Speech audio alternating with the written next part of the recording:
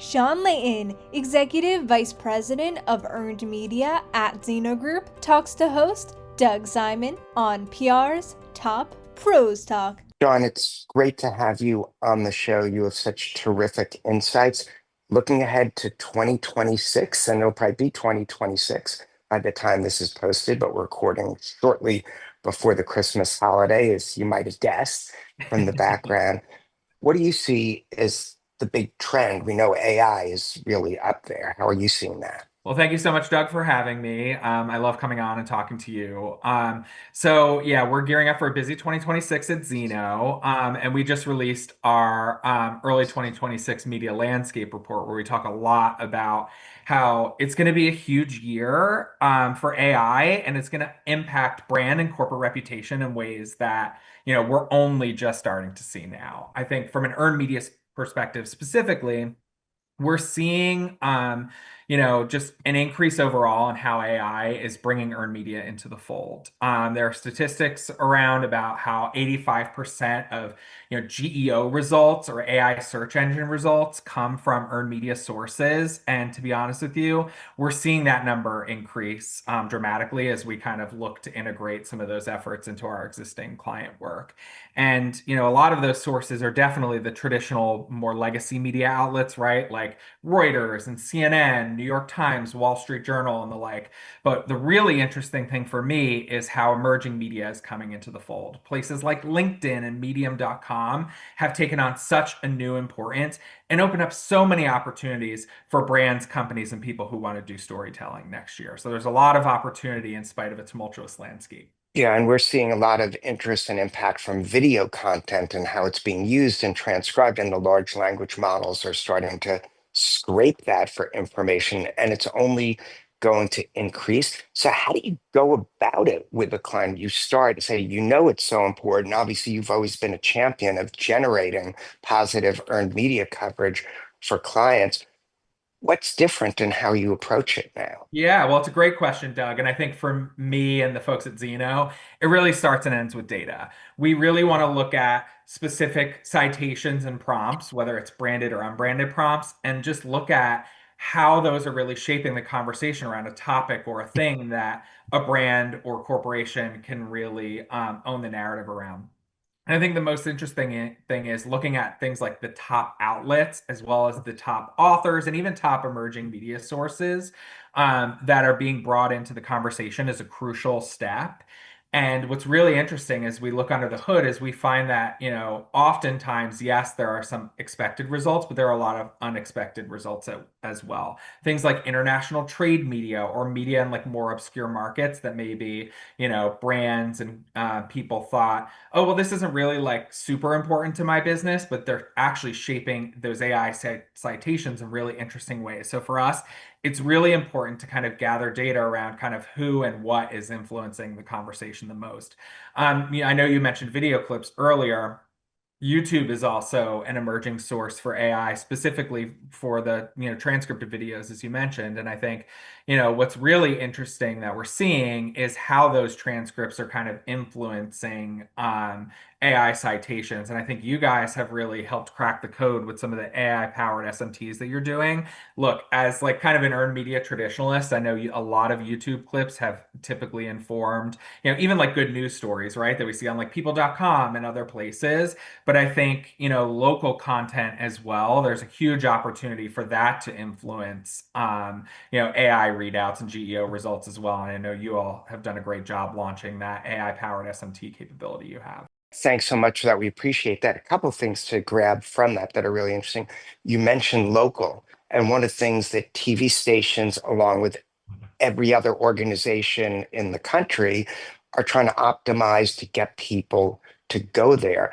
And location is actually an important factor. Another important factor is people's owned media is increasingly important. But the key is really making sure it aligns with the questions people are asking. You mentioned the AI-powered broadcast media tours that we're doing, and really it just starts with scraping the top large language models, the 11 of them, and seeing what are the questions people are actually asking about these specific topics.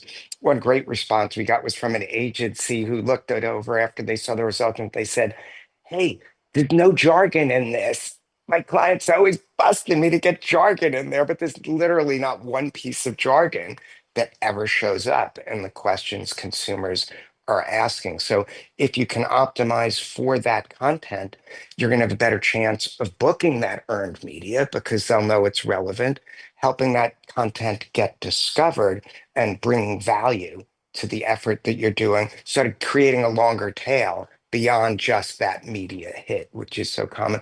What are some of the other things you see happening in 2026?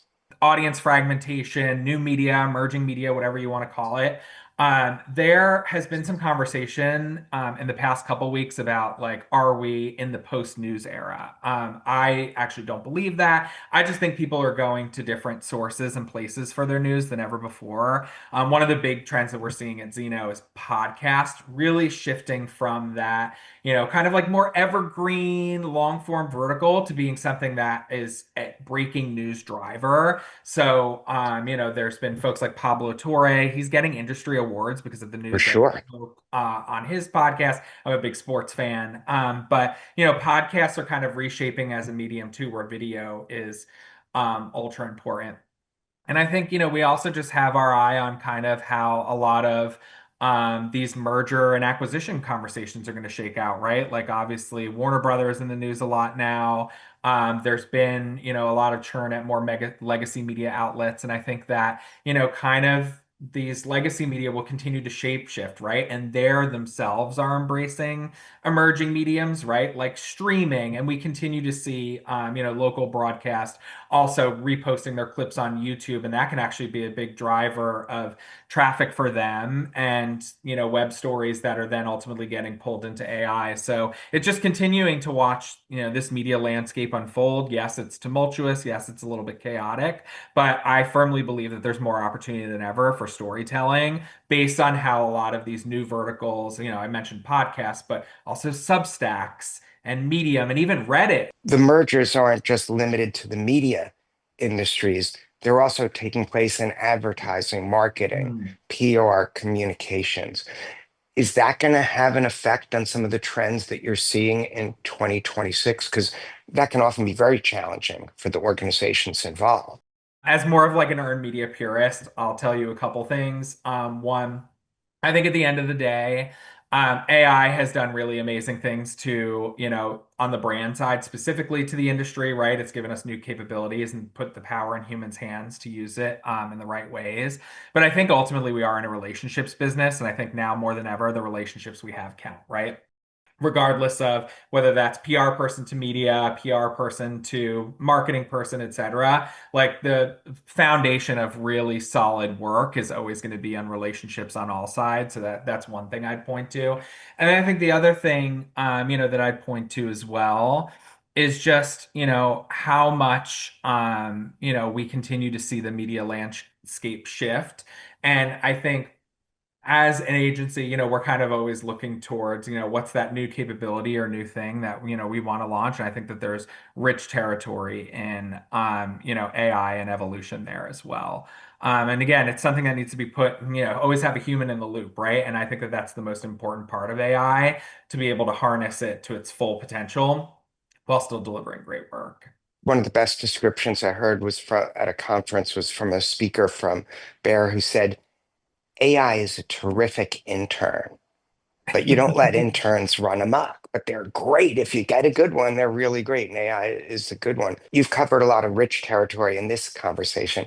Is there any final thought you want to leave people with besides the fact that you have so many analog friends who actually send you holiday cards, which is quite impressive? It's quite refreshing, isn't it? It's great to still rely on our traditions, even though technology is scaling faster than ever. Look, Doug, if I could leave folks with one thing, it would just be that, I think AI is just going to continue to shape shift and transform, what we do in new ways that we haven't thought possible. And I think, the implication for brands, company, and people is really kind of taking a look at what is actually informing these AI engines, and then also are those results the things that map back to our messaging, our priorities, and being able to really lean into that to tell earned media stories that work harder for you is going to be super important in 2026.